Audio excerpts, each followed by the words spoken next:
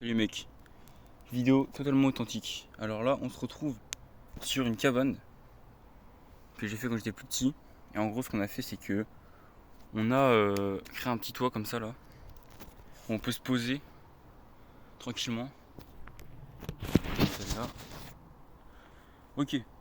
Donc là, en gros, je sors d'une séance de cardio, de boxe. Donc en gros, ici, il y a une montée.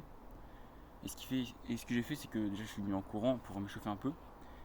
Et j'ai fait des sprints pour un peu imiter le cardio qu'on a besoin en boxe. C'est-à-dire qu'un cardio, on va à fond et après on va à moins à fond. Enfin voilà.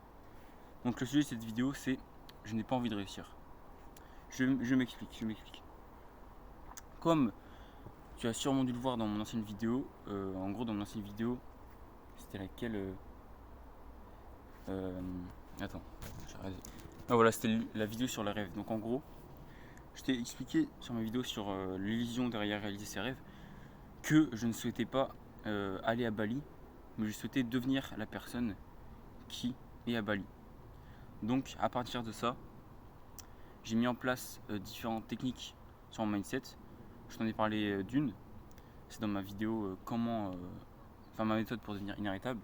Dans cette vidéo, je te montre une technique de visualisation que j'utilise pour me sentir et pour faire croire à mon subconscient que j'ai déjà réalisé mon objectif, c'est-à-dire que je suis déjà la personne qui a réalisé mon objectif.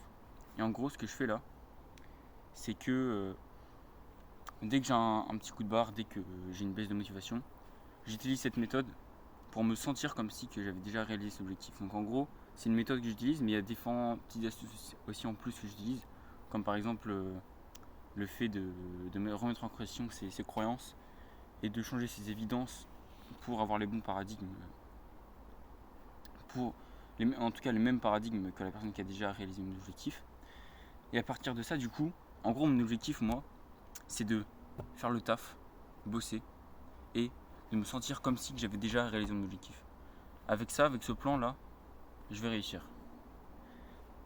Maintenant, tu dois sûrement te dire pourquoi tu ne veux pas réussir. Parce qu'en fait, tout ce que je fais là, c'est parce que je veux réussir. En effet, dans un premier temps, je voulais réussir. Quand j'ai démarré le défi, je voulais vraiment réussir. J'étais vraiment déterminé. Sauf qu'aujourd'hui, étant donné que j'ai fait un travail sur mon mindset, je ne dois pas me dire je veux réussir. Parce que étant donné que je dois me faire croire à moi-même que j'ai déjà réussi, je veux pas réussir. J'ai réussi.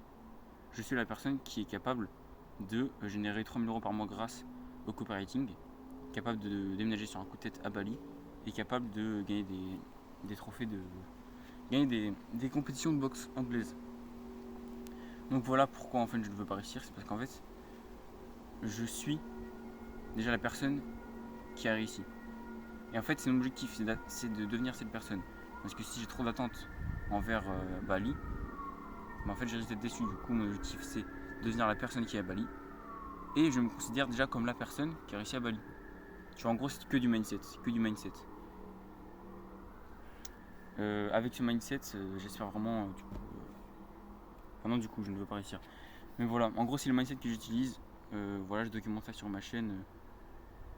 Si tu veux plus d'informations sur les sources et tout, parce qu'en gros, cette vidéo, un peu, j'ai eu l'idée grâce à une autre vidéo que j'ai vue et tout. Et si tu veux que j'approfondisse un peu ce que je dis, n'hésite pas à me le faire savoir dans les commentaires. Également, si tu as quelque chose à partager là-dessus, parce que j'ai peut-être pas forcément raison, peut-être que c'est pas le bon mindset à avoir, n'hésite pas à me le dire dans les commentaires.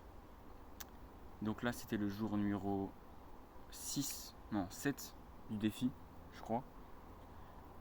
Aujourd'hui, encore une fois, je me suis levé beaucoup trop tard, ça va pas. On va changer ça tout de suite. Sinon, en fait, le point positif, c'est qu'à chaque fois que je suis là, réveillé, je bosse.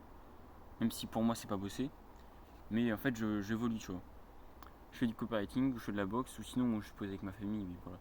On aura de prendre un peu de repos et tout quand je mange et tout, mais je veux dire, je scrolle jamais. Et ça, c'est bon.